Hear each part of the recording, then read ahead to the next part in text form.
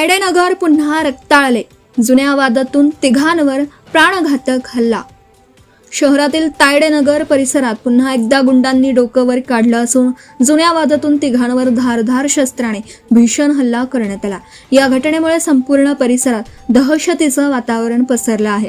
घटनेचा संक्षिप्त तपशील आहे. कधी घडली? 11 मे रोजी रात्री उशिरा. तर काय घडलं? फिर्यादी मुजम्मिल खान, त्यांचे वडील आणि काका दुचाकीने घरी परतत असताना दर्गा मंदिराजवळ आरोपींनी त्यांना अडवलं.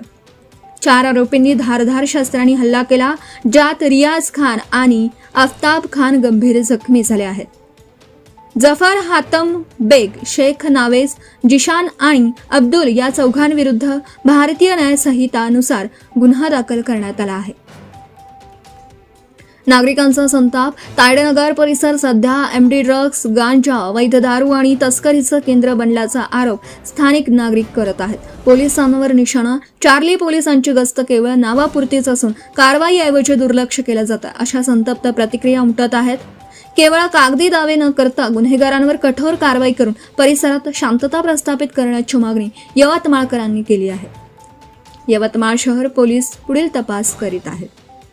संपादक सय्यद मतीन. ओम साईराम. श्री साईबाबांच्या दर्शनासाठी देश विदेशातून लाखो साईभक्त या ठिकाणी येत असतात. बाबांचं दर्शन झाल्यानंतर भरभरून दान ते बाबांच्या झोळीमध्ये अर्पण करत असतात. जे दान या ठिकाणी येतं त्या दानाचा वेगवेगळ्या सामाजिक उपक्रमासाठीचा वापर जो आहे तो श्री साईबाबा संस्थांच्या माध्यमातून केला जातो.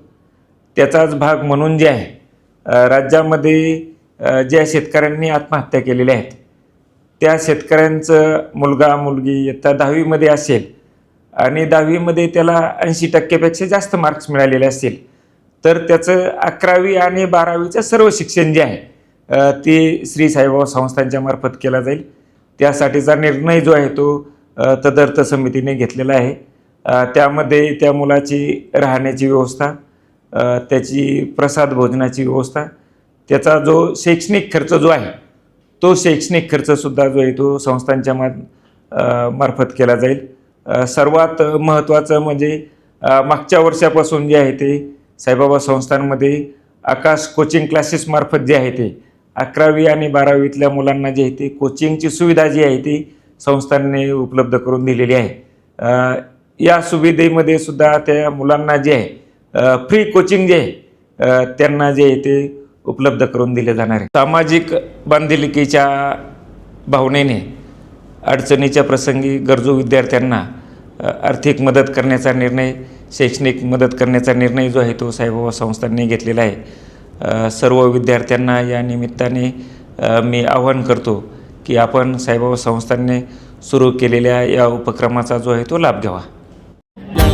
Subscribe now and press the bell icon. Never miss an update.